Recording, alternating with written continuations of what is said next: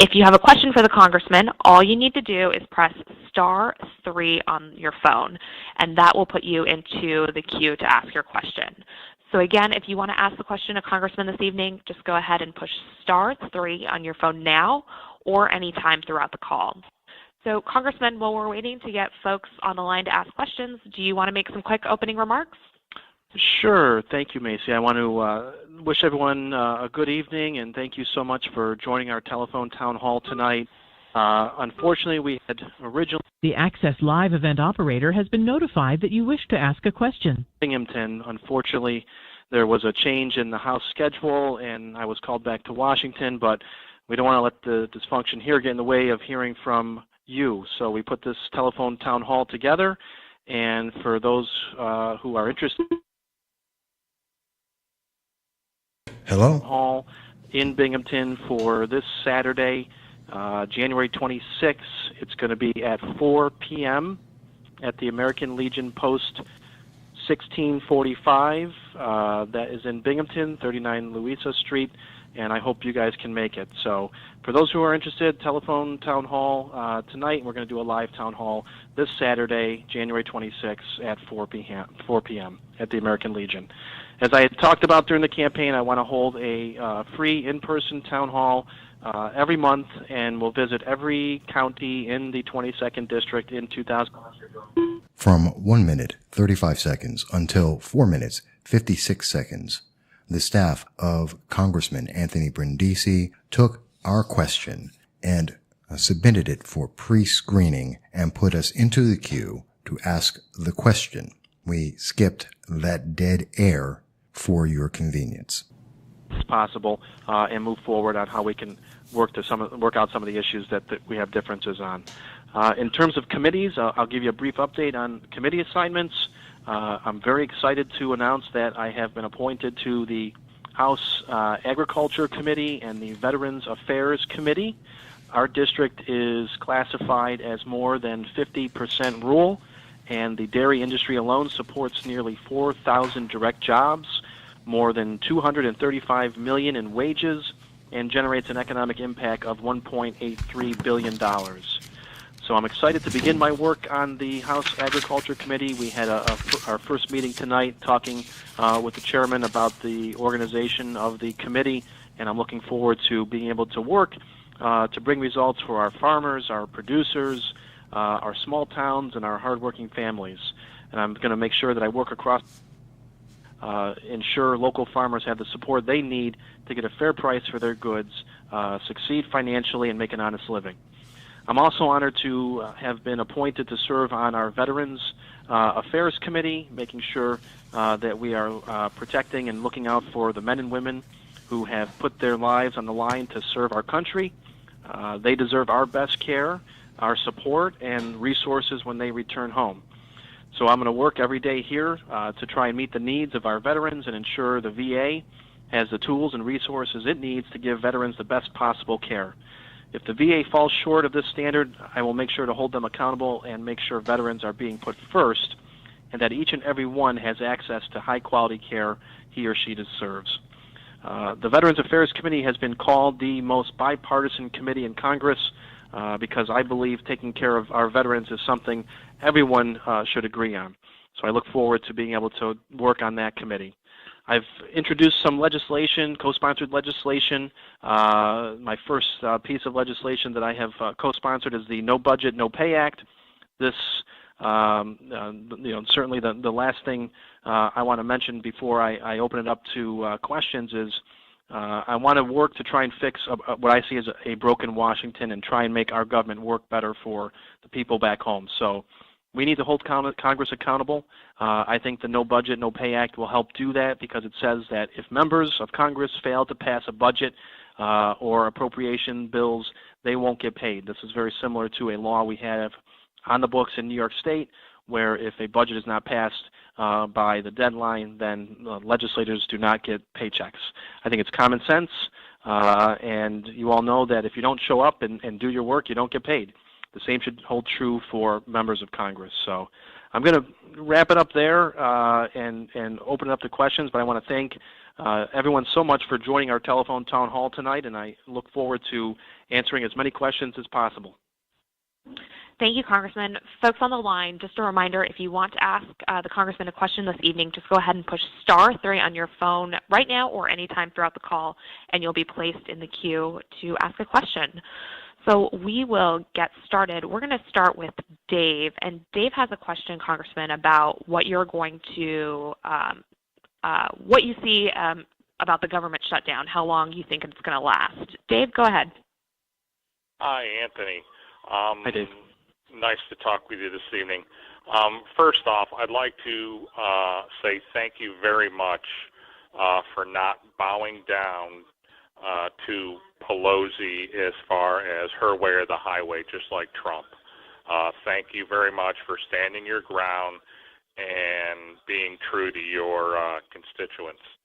My question is, what do you think about this shutdown as far as the true longevity? How long do you think it's going to last?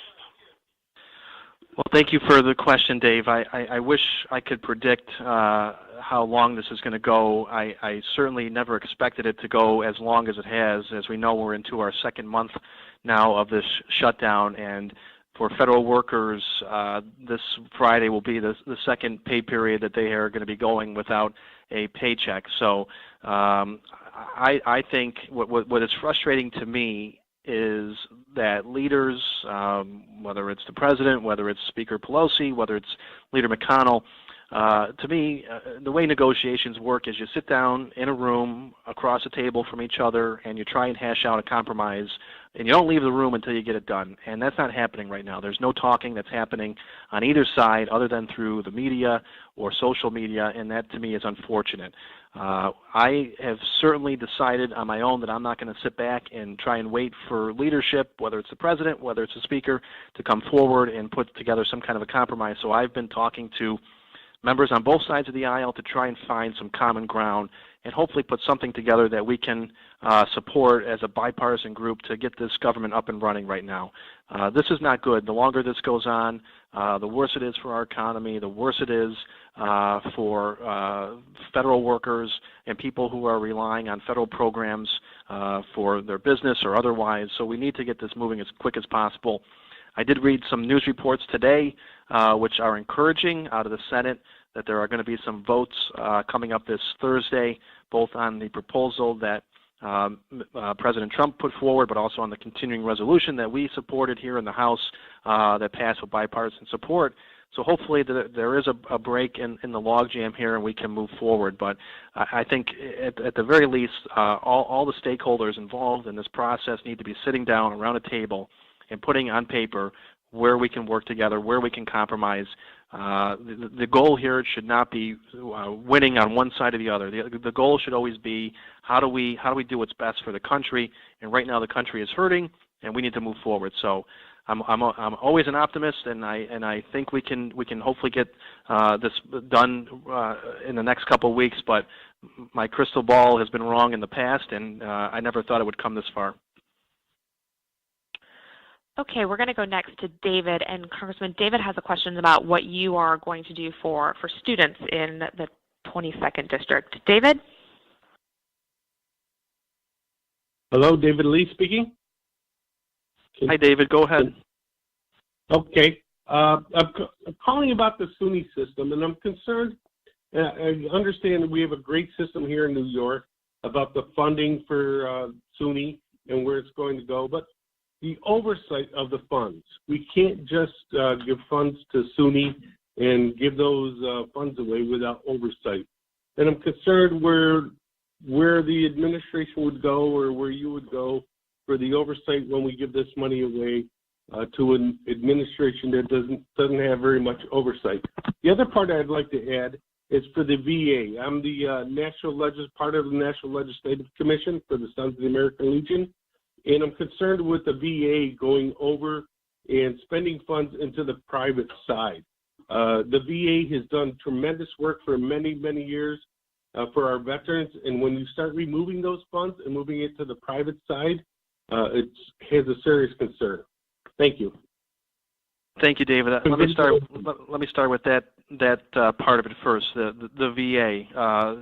One thing I don't believe I mentioned during my opening is, as part of the two committees that I've been assigned, the Agriculture Committee and the Veterans Affairs Committee, I'm going to be setting up advisory councils in the district, made up of people, and I'd love to have your help too, David, on this, because it sounds like you have a lot of experience in this area. But I'd like to have advisory councils, a Veterans Advisory Council and an Agriculture Advisory Council, made up of people from the district who are able to help provide me feedback on legislation that we're working on or other issues that may come up in the district that I should be focusing on. And we'd like to meet several times a year around the district on these issues.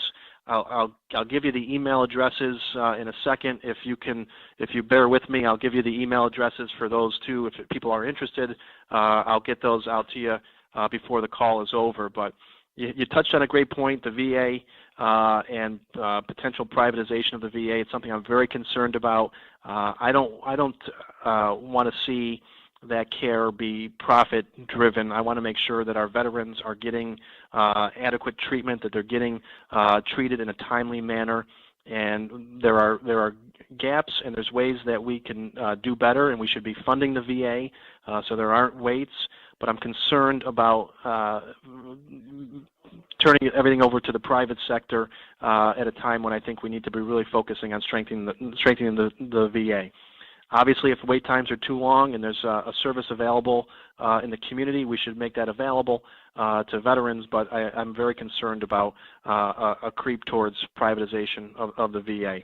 In terms of SUNY, in my old role as a member of the State Assembly, I certainly had, and as a member of the Higher Education Committee in New York State, I had a lot more say over that. Unfortunately, at the federal level, the SUNY budget is something that is negotiated every year as part of the governor's executive budget and the final budget that's passed by the Senate and the Assembly. So I would definitely encourage you, in terms of any oversight of the SUNY system, to reach out to your local assembly member, your local state senator, and make sure that they are focusing on that oversight aspect of that. Real quick, if people are interested in signing up or volunteering for either our Veterans Advisory Committee or our Agriculture Advisory Committee, for the Veterans Committee, you can email your contact information to ny22vets, V-E-T-S, ny22vets @gmail.com.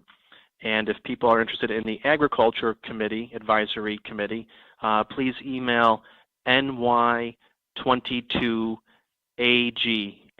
ny22ag @gmail.com. If you're interested, please try and do that before February 1st so we can move forward and set up those advisory councils. Just a reminder for folks on the phone, if you want to ask the Congressman a question, just go ahead and push *3 on your phone and you'll be put into the queue. Up next we have Thomas, and Congressman Thomas is wondering what you're doing about this about Spectrum. Thomas, go ahead. Hi, Anthony. Yeah, I just had a quick question about Spectrum, because you made a promise about doing something with them with the rates they're charging. When we first signed up with Spectrum, when we left Time Warner and went with Spectrum, I went through the whole channel listing and I counted 47 channels that we used to get with Time Warner that Spectrum eliminated, and yet we're still charging outrageous prices for the whole thing, the whole package. Yep. And it seems like maybe because you did speak up and say something, that's the only thing I can think of. All of a sudden, some of these channels started to appear again, like Animal Planet, for an example, is one of them. And I think I'm not the only one. I was over when I had to get at Spectrum, when we had to get the new boxes for the TVs, and people over there were in an outrage. They just had it. You know, a lot of them have left. A lot of them were lucky enough to be able to hook up an antenna to their TV, but we're not fortunate enough. we're in a like a dead spot, a real low spot, and we can't use an antenna, so we're kind of stuck with spectrum. But I just wondered if anybody was going to do anything with, because they're becoming a monopoly. I mean, they're doing whatever they want to do. Yeah. But that's my question. Thanks. Well, thank you, Thomas. And you touched on an issue that's very near and dear to my heart, and I am just as frustrated with this company as the people are in upstate New York, because they're not becoming a monopoly. They are a monopoly. They have, in many areas across our state, they are the sole cable provider, and they, in my opinion, have not lived up to their responsibilities here in New York State and across the country. So where we are with Spectrum right now, as you know, I called out and have asked the state to investigate Spectrum for a couple of reasons. First, when they merged back in 2016, 2017, they made commitments before the Public Service Commission when they merged. They said that they were going to expand their service into underserved areas, many small towns that do not have access to high-speed internet, and they also said they weren't going to raise their rates. Well, we know they've broken those commitments. They have not expanded their service into underserved areas, and if you've looked at your cable bill, you've seen it go up 20, 30.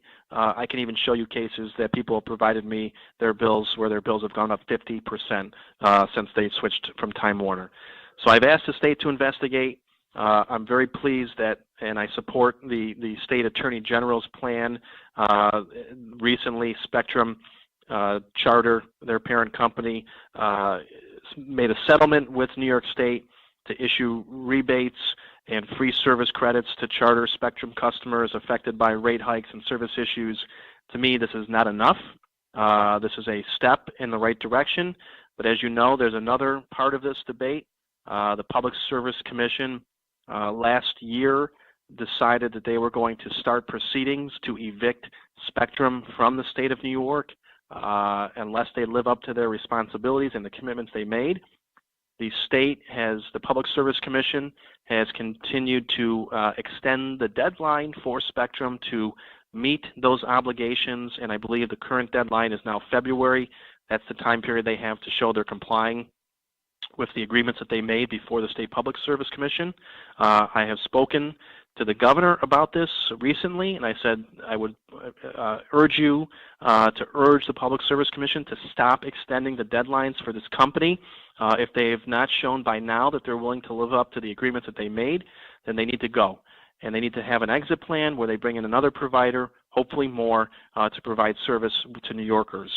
On the federal level, what I'm going to be doing is I'm going to be urging the FCC to take another look at the Charter Time Warner cable merger, because part of that agreement, Charter was supposed to expand broadband to 2 million additional customers across the country, and I have seen no evidence of this happening, and I want the FCC to investigate, and I'll also be inviting the chairman of the FCC to the district to talk about this issue. But we really need to move forward here, and I think I will tell you that one of the biggest problems that I see right now, which is contributing to income inequality and a whole host of issues, is the threat of monopolies taking over these areas of our economy, whether it's in the telecommunication and internet industry, whether it's in the entertainment industry, whether it's in the news business, whether it's in the prescription drug business, you name it. I believe that choice is a good thing, and more competition will lead to better service at a lower price for consumers. So I'm going to be very vocal in my role down here as a member of Congress to speak out against these mega mergers like Spectrum, Charter, Time Warner, like the one that's happening with Aetna Insurance and CVS pharmacies and others, because I believe that we're getting to the point where we're going to have 2 or 3 or less companies controlling whole segments of our economy, and that's not good for consumers, especially in places like upstate New York. So we need to have people who are not beholden to these companies, who are willing to speak out, and I'm always willing to speak out against them. Okay, we're going to go next to Christina, and Christina has a question, Congressman, about the next time you'll be in Binghamton. Christina? Yes, thank you for running, and I'm so glad you got elected. I voted for you, but I did get that question answered. You're going to be here on Saturday. I hope you can come, Christina. We're going to be. So I'll let everyone know again in case new people join the call. So we wanted to have a town hall meeting tonight in Binghamton. That was, unfortunately, we had to reschedule that because we were called back to Washington for votes. So I wanted to get it on the books as soon as possible. So I'm going to be in town this Saturday. It's January 26th. It's at 4 p.m. at the American Legion Post on Post 1645, which is 39 Louisa Street in Binghamton. It's free and open to the public, so please come. Invite your friends. There's information on our Facebook page about that. Rep Brindisi, that's our Facebook page, or you can follow us on Twitter at Rep Brindisi is our Twitter handle. So there's lots of information about that town hall and other upcoming town halls that we'll be putting out there. Great, and just a reminder for folks, if you've just joined the call, if you want to ask the Congressman a question tonight, just go ahead and push *3 on your phone. We're going to go next to Hilda, and Hilda has a question, Congressman, about your support for the border wall funding. Hello, it's actually Gilda. Oh. Sorry about that. It's okay, it's with a G. You're not the first one. Thank you, Congressman Brindisi, for allowing me to ask you a question tonight. Sure. My question has to do with the funding of the border wall with Mexico. It's certainly been very much in the news. The amount of money that President Trump has asked for is $5.7 billion. It's crucial that we do have security on both of our borders, the northern and the southern. Yes. And it concerns me that Speaker Pelosi has made it very adamant that she will not budge on even giving $1 to fund this wall. I feel with all the illegals that have come into this country causing a lot of drug traffic, crimes, rapes, we have the gangs like the MS-13 and others that are coming in causing a great deal of problems with crime as well. I think that it's really crucial that we do have either a border or a wall along with other types of security as well, but I think that would be a very good start. In the past, many Democrats have supported a wall. Many have walls around their own homes. But now it seems that as our president has come into office, and one of his talking points has been he really wanted to get this wall put in place, that now Pelosi and Schumer and unfortunately others of the Democratic Party seem to be very adamant against it. I know that you said recently that you wanted to open the government and then discuss. I know that Speaker Pelosi has said the same. My concern with that is what's happened in the past. They say, well, we'll talk about it, we'll discuss it, but then nothing gets done. And that's my concern. How can we be sure that there's actually going to be a wall? How are we going to be sure that there's actually going to be security if the government were to open? I know that President Trump just the other day reached out and nobody was interested in moving an inch on the Democrat side. So my concern is this is going to just keep going. So how can we, are you going to be committed to trying to make it very secure on our southern border as we see more caravans are headed this way? Is this going to be an issue that you will perhaps break with Speaker Pelosi on, or are you going to have the same feelings that she does? No, I appreciate the question, Gilda. I do, and I appreciate bringing up both the southern and northern border, because we do have to be concerned about that in New York State. But I will say this: I believe that securing the border is a matter of keeping upstate New York families safe, and I have broken with my party on these issues, and do believe that I can support some elements of a physical barrier along the southern border. And I think what I expressed to the president and what others did when we met with him is that he has to articulate a little bit more to the American people what exactly he means, because there are there is a belief that this means a wall from sea to shining sea, which is not the case. You can't do that because of geography and land use issues and other natural barriers that would not allow for a fence or any type of border barrier. But what I would like to see, because we do need to have increased spending on border security. I could support elements of a physical barrier. I want to see also, coupled with that, investments. I've been talking to folks from Homeland Security and gotten some ideas about other areas where we need to be investing, such as in technology. We have many trucks that come across the southern border that do not get scanned by these X-ray machines that are meant to scan these trucks to determine what's inside, because we just don't have enough of them. We don't have money to purchase them. We have our ports of entry where many shipping containers are not inspected and need to be to make sure we're not allowing drugs and other illegal contraband to come into the country. So I think it's all, as I always say, I don't think there's one silver bullet that's going to solve the issue. It's a combination of physical barriers where experts and local officials are telling us that makes sense. It's increased spending on technology at our other crossings. It's more border agents. And I think this is a golden opportunity, as the President put forward on Saturday. The issue of this increased spending on border security and DACA and DACA and TPS. I think there's an opening here to really get something done, and I would encourage the leadership on my side to go forward with some kind of a counteroffer, because that's usually how these things are done. You have negotiations, there's an offer, there's a counteroffer, and I would encourage my side to go forward with a counteroffer on this and see if we can find and meet somewhere in the middle. I was talking to Congressman Katko today about this, and we seem to be on the same page, quite honestly, on some of these issues, because we believe that you can have increased spending on border security. Some of that will include elements of a physical barrier where that makes sense. You need to invest more in technology. You need to invest more in border agents. But if you can get some kind of a permanent solution for DACA and TPS, that's something that I think we should be seriously looking at. Thank you, Congressman. We're going to go next to Lynn, and Lynn has a question about no budget, no pay. Lynn? Yes, the way you stated it was no budget, no pay for Congress. Now, this might sound a little silly, but I'm a little confused. Now, when you say no pay for Congress, does that include the Senate too, or is that just Congress? No, that's both the House and the Senate. So we would have to pass the bill in both houses, and it would apply to members in both houses. Great. We'll go next to Henry. Henry has a question about how we can support higher education. Henry? Hi, Congressman.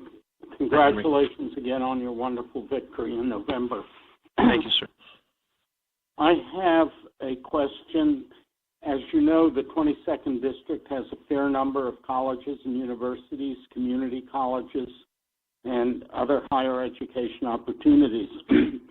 And I'm concerned especially with the shutdown of the government, A, and B, in general, funding to support our students and our institutions as we go forward.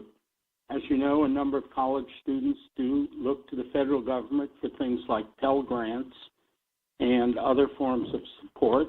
Colleges look to them for grants for significant scientific and social science and cultural research and opportunities. So our university sector has a good deal of interaction with the federal government, both financial and non-financial. And in that respect, I'm particularly concerned with the DACA students. When I was teaching, one of my very best students was a European illegal immigrant, because they're allowed to go to our schools. And I just wonder how many really talented people like that are on the fringe. So that would be a very deep concern of mine. And a small concern is, are the employees in the White House, the cabinet, and all the assistants, is their pay being cut? I know the president said he wouldn't take the salary, but I guess there are a couple hundred people working in the White House, and I hope their salaries have been suspended as well. Thanks very much. Yeah, it's my belief that the executive offices, the White House, is not funded as well, so they are going without pay. I think you bring up a great point, Henry, and particularly in context of the shutdown. There was a statement that was put out today by the president of Binghamton University that talked about how the partial shutdown is having an impact on some of the research that they're doing, because included in the shutdown are several federal agencies that interact with institutions of higher education, and that's agencies like the National Science Foundation, the U.S. Economic Development Administration, the Small Business Administration, the Environmental Protection Agency. And because these agencies have suspended much of their normal activity, it is impacting our colleges and universities. For example, Binghamton is awaiting reimbursement from NSF of about $300,000 for research that they're doing, and this is money that they will have to absorb if it goes unreimbursed, and that's a big problem for all of our colleges and universities who are in a similar position, and it's putting a hold on cutting-edge research that's being done at our universities and our colleges. So that's just another area where this shutdown is having an impact. That's not good for our region, as we rely heavily on our colleges and universities. Higher ed is a big area that I would like to focus on, making sure that we're able to get more people into college and certainly help folks who are suffering with student loan debt and things like that. I have some ideas on things that Congress should be doing to help alleviate that burden, and certainly want to see more focus from our Department of Education to try and do something to alleviate the crushing student loan debt that many of our students across the country are facing, which is now one of the largest consumer debts. But we certainly should be supporting critical programs like Pell Grants. Pell Grants allow lower income kids to get get the same shot at a college degree as everyone else. And that is really the key to opportunity in our country. So ways that we can work together to rein in tuition costs and make college more affordable for everyone, that's certainly an area that I want to focus on.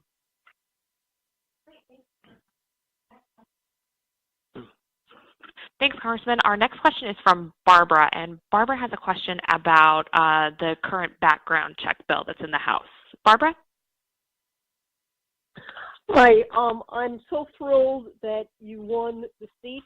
I'm thrilled that you actually talked to your constituents. It's quite a change. Thank you, Barbara. I was wondering why you, or at least I hadn't heard that you had signed on to the universal background check bill that's in the House. It would be nice if, granted,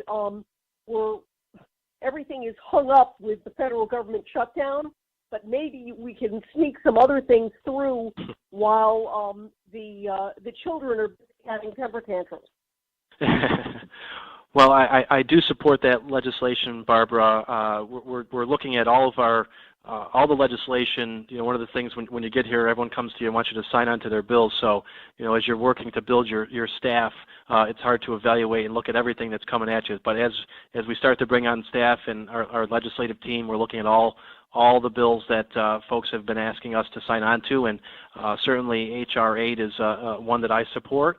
As I talked about during the campaign, I believe in the Second Amendment. I believe in people's right to bear arms.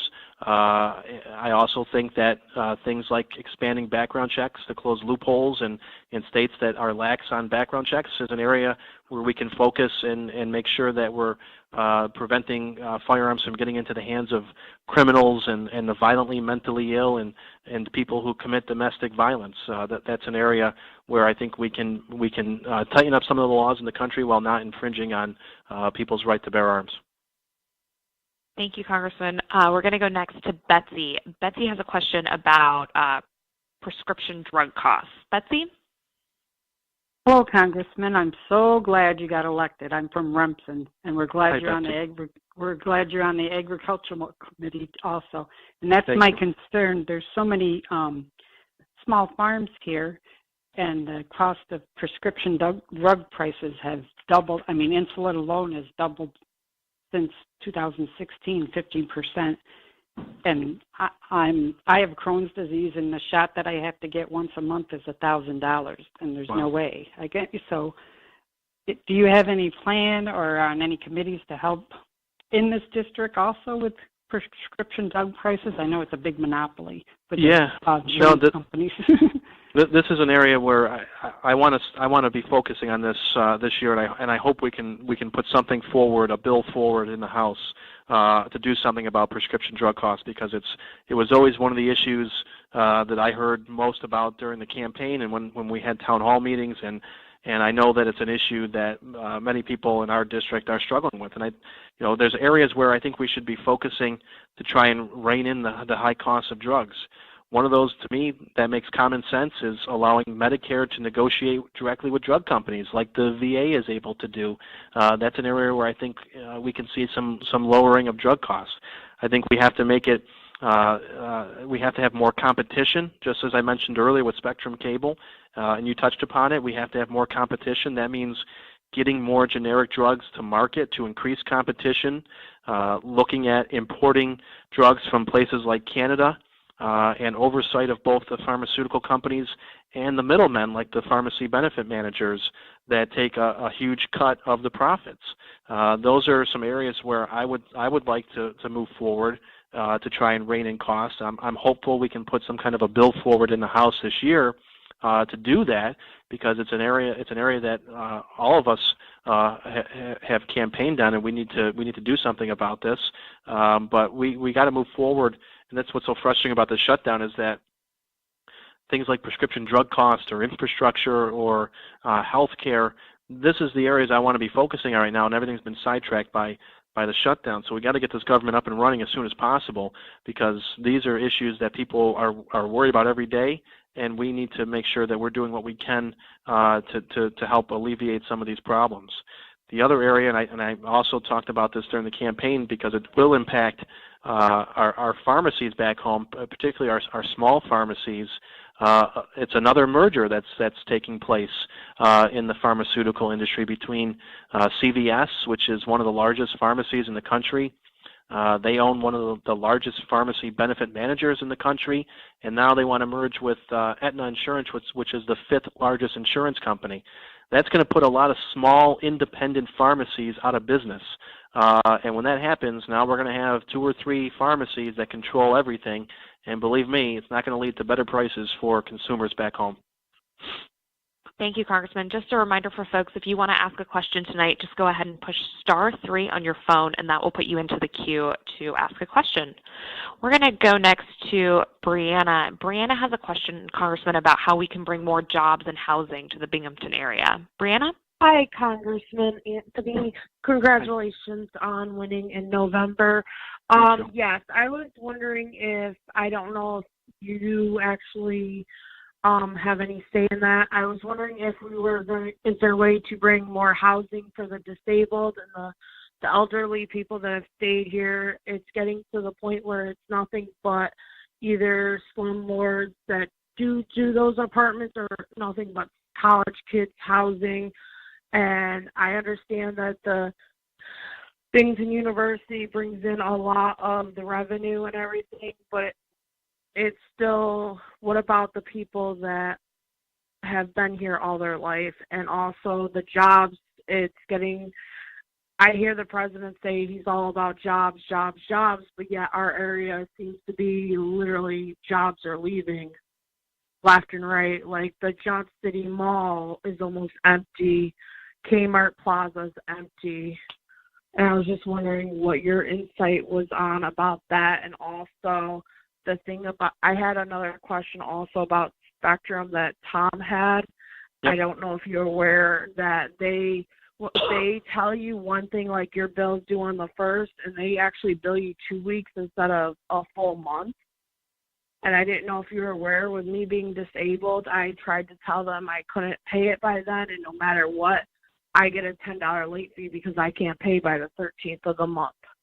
And it's happened to me not once but twice, because I actually ended up canceling services with them because I got fed up with it. Yeah. On situations like that, I would encourage you always to reach out to our office. You know, if they're doing things like that, if there's inconsistencies in the billing or late fees, sometimes we can always interact with the government affairs people at Charter or Spectrum to try and get some of that stuff waived. So always feel free to reach out to our office, not just with that issue, but any constituent issue, whether it's a Social Security issue, a veterans issue, an IRS issue, whatever it may be. We have offices now in Binghamton and Utica, so I encourage people to reach out to our office or always call our office down here in D.C., and we can have a staff member assist you with whatever concern it is. The issue of jobs, I think you bring up a great point, and I think for our community, for upstate New York to thrive, we have to make sure we have an economy that works for everybody, not just people we're looking to bring in, but the people who have been there and who have maintained their residence or their business there for many years. So I want to work with anyone to try and do that. One of the areas that I think will help spur some job creation is if we make investments and we focus on our local infrastructure. This is another area where I think we should have come out as the Democrats with a plan immediately, not waiting on an infrastructure bill. I want to see us move forward on this as soon as possible, because we know that in our community we have aging roads, bridges, water and sewer systems. So we have an energy grid that was built for the 20th century when we have 21st century demands. And this is an area where the federal government has to play a larger role upgrading our infrastructure. That will help create some good paying jobs. That will help businesses who are in our community, will help attract new businesses, and it will stimulate our economy. So we have to focus on jobs. We have to focus on training. As I talked about during the campaign a lot, we have to do more to make sure that young people are prepared for the kinds of jobs that we have available in our community. The economy is changing, and I think that not everyone needs a 4-year degree to get a good-paying job, and we have good-paying jobs that many times are going unfilled, whether they're in manufacturing or the trades or other areas that fall under the career and technical education umbrella, healthcare, you name it, because we're not putting enough programs in place in our high schools and our middle schools to prepare young people for those kinds of careers, which are good-paying jobs. So I'd like to see more investment from the federal level to incentivize states to put these kinds of programs in place and then prepare young people or people who may be returning back into the workforce for those kinds of jobs that are available out there in those careers.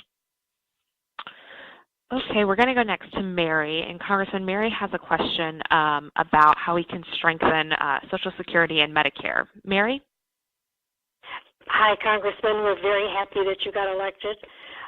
Yes, I'm worried about the Social Security surviving into our next generation, so we want to preserve it and enhance it to improve the benefits, and along with Medicare. I'm particularly concerned about the price of prescription drugs, and there is a bill out there that I am a retired teacher, and our group has supported this bill. It looks like it's coming back around. Amy Klobuchar had it in the Senate, and Peter DeFazio had it in the House, but now it's H.R. 275 with Peter Welch and S62 with Amy. So we're hoping that you can get behind that drug act, or another one. You said you might possibly come out with one yourself. So, but really concerned that Social Security survives beyond us. Thank you.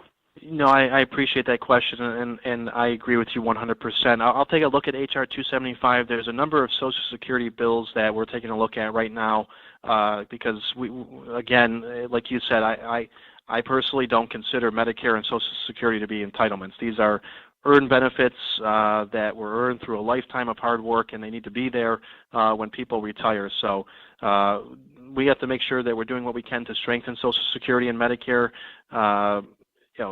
Is there waste? Obviously, in any area, there's going to be waste, fraud, and abuse, and we can go after that. But we also have to make sure that we're keeping the promise to our seniors in strengthening Social Security and Medicare. My personal belief is that people pay into Medicare, but millionaires and billionaires are just not paying their fair share into these programs, and that's where we should be looking to try and strengthen the system. That's what I would focus on.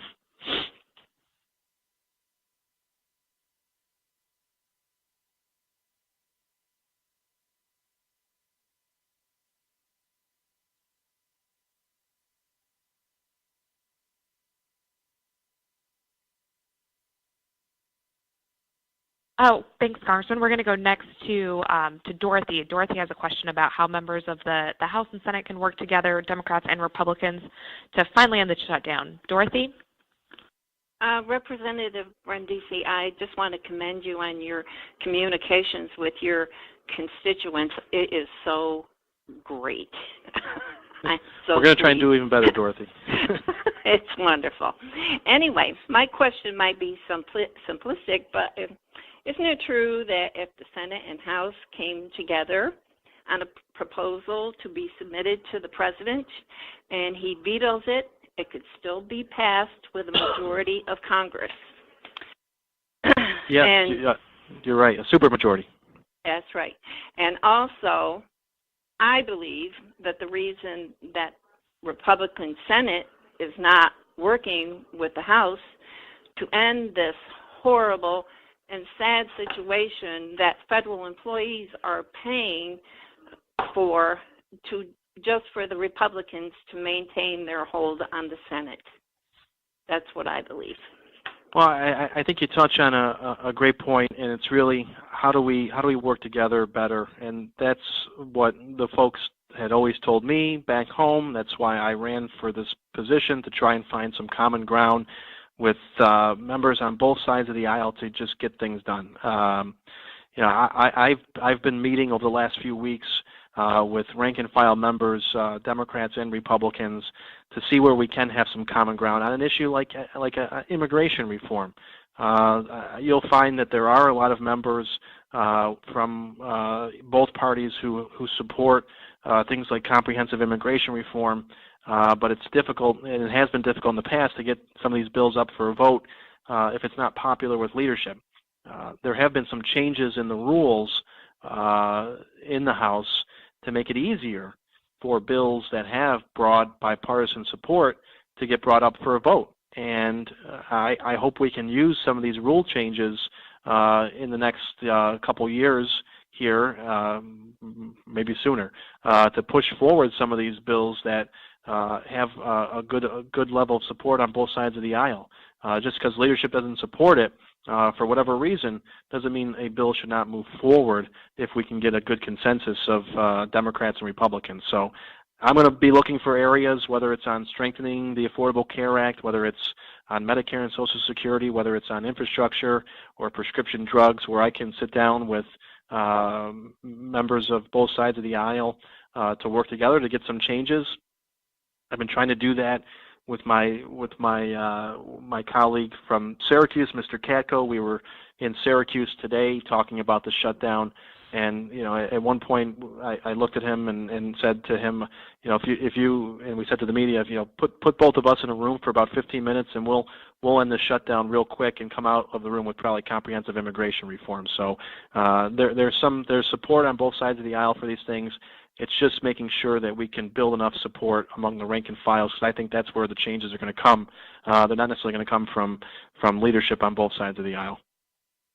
Thank you, Congressman. We're going to go next to Donald. And Donald has a question about what we can do about the rising cost of medical expenses. Donald? Thank you, Congressman. I am a lifelong asthmatic. And at the present time, I can get some of my, my asthma medication in Canada without copay, then I can get it in the United States with my copay. And yet the same company I get the drugs from in Canada is the same company that's supplying medication in the United States. And I think we can solve a big problem if we force insurance companies to allow us as customers to buy our drugs in either United Kingdom or Canada. And then they allow us to use our copays in these countries. Because the manufacturers in Canada and the UK are the same manufacturers that are based in the United States. You're right, Donald. That's something I support, and what I think would lead to lower drug costs would be allowing importation of drugs from places like Canada or the UK. Certainly, there's got to be oversight, but it's the same manufacturer, the same drug, sold for a lower price in those countries because they have price controls. So we should be looking at things like that here in this country. We should be doing more to rein in the power of these pharmacy benefit managers, which are really the middlemen between the drug company and the pharmacist, and they're the ones who are setting the co-pays and determining reimbursement rates, and that's an area where I think we need to focus a lot of our attention, is how do we rein in the power of these pharmacy benefit managers. I'll tell you about one piece of legislation that I worked on at the state level with a Republican colleague of mine in the state Senate that we got passed in the state, and eventually the federal government moved and did the same thing. But we passed a law to make drug pricing more transparent in New York State, where you go to the pharmacy and if your out-of-pocket expense was lower than your copay, the pharmacist was not allowed to tell you that if you just paid the out-of-pocket expense, it would be cheaper than the copay. They actually had a gag order on them by these pharmacy benefit managers. They weren't allowed to disclose that information. So we passed a law in New York, and the federal government filed suit to remove that gag order, and now the pharmacist can tell you the true cost of the drug and give you information that if your out-of-pocket expense is lower, you can pay that and it'll be less than your copay. And the other part that we fixed in New York is that if you did pay the copay, the difference between the out-of-pocket expense and the copay would be refunded back to the pharmacy benefit manager. That's wrong. We fixed that in New York, and the federal government followed suit. But we should not have to do this at a state level. These are things that should be happening nationally, so we can try and drive down the cost of drugs. This is getting out of hand for people, and we have to act quickly to try and help rein in some of these drug costs. I think you're going to see some bipartisan support on that this year, and I'm hopeful we can get something done. Great. Thank you, Congressman. Unfortunately, we have run out of time. We've just hit our hour. But if we did not get to your question, folks, or if you didn't have a chance to get in the queue, just go ahead and stay on the line, and you will automatically be connected to a voicemail box where you can leave us your comments or your questions, and we'll make sure to get a response back to you. Congressman, any final word? No, I want to thank everyone again for coming on to the telephone town hall. I apologize again for not being in Binghamton tonight in person, but we will be there this Saturday, the 26th at 4 p.m. at the American Legion Post, 1645 in Binghamton. I hope to see you there, and we're going to be looking to schedule some more town halls throughout the various other counties in the congressional district in the upcoming year. So stay tuned. Thank you all very much.